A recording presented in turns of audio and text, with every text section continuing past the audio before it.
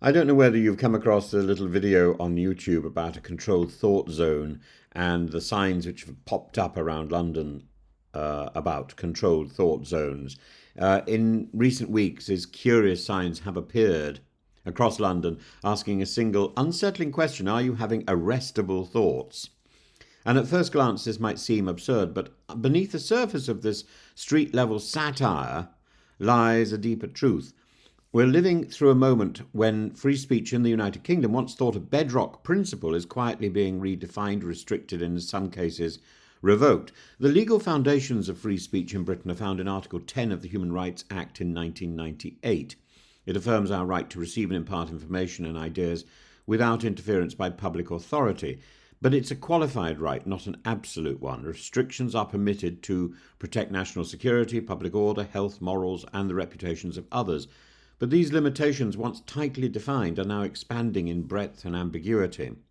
In recent public order acts, anti-protest provisions and the Online Safety Act have blurred the lines between what is genuinely harmful and what is merely unpopular or offensive. One can now be arrested for causing serious unease or for what a police officer might interpret as likely to provoke upset. The phrase arrestable thoughts no longer feels purely satirical. And of course, a police officer can't be instructed to arrest somebody. The arrest is a police person's own decision. And when somebody is arrested, then they may have to be processed. Taking the increase of arrests for controversial online speech, people have been questioned, fined, even imprisoned, not for inciting violence, but for jokes, memes, or clumsy remarks, and the boundaries are often unclear. One may post something in jest only to be charged under vague categories like malicious communications or hate incidents. Even universities, once citadels of robust debate, are increasingly policed by no platforming, speaker disinvitations, complaint procedures against lecturers. A recent Vice-Chancellor's dialogue at Cambridge once tried to reclaim that space, encouraging disagreeing well. But the fact that such a project is necessary says much for our cultural moment.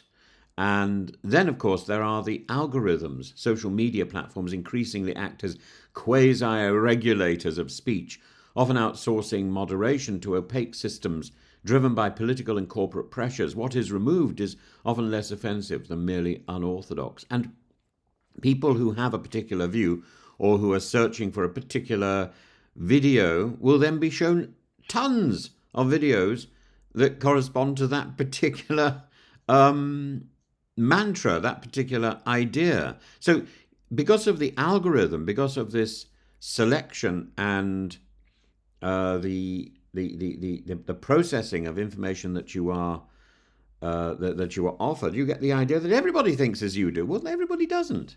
Everybody doesn't.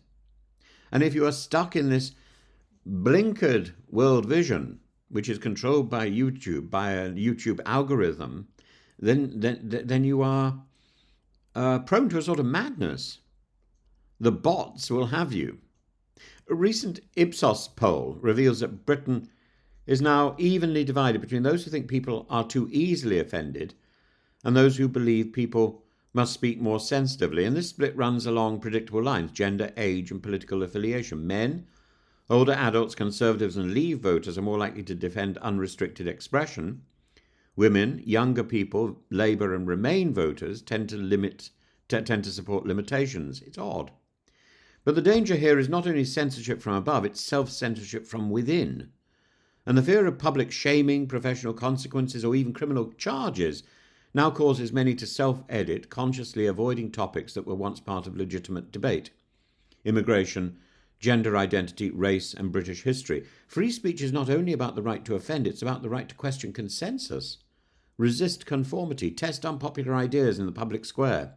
Without it, democracy withers into managed pluralism, a narrowing of the Overton window until public conversation resembles little more than scripted compliance. And this is where the controlled thought zone signs enter the picture. Like Orwell's thought crime, they don't merely mock authority, they illuminate it. They're a cultural intervention, a guerrilla commentary on the way we are now conditioned to think before speaking, to wonder, can I say this, even before forming the sentence. The phenomenon has precedent.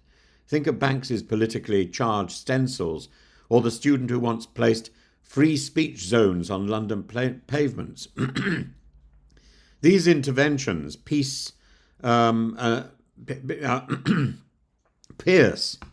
through the complacency and hint at an unease which many Britons now feel, that we are no longer trusted with our own thoughts. And the signs ask provocatively and brilliantly, if thought is policed, what remains of freedom?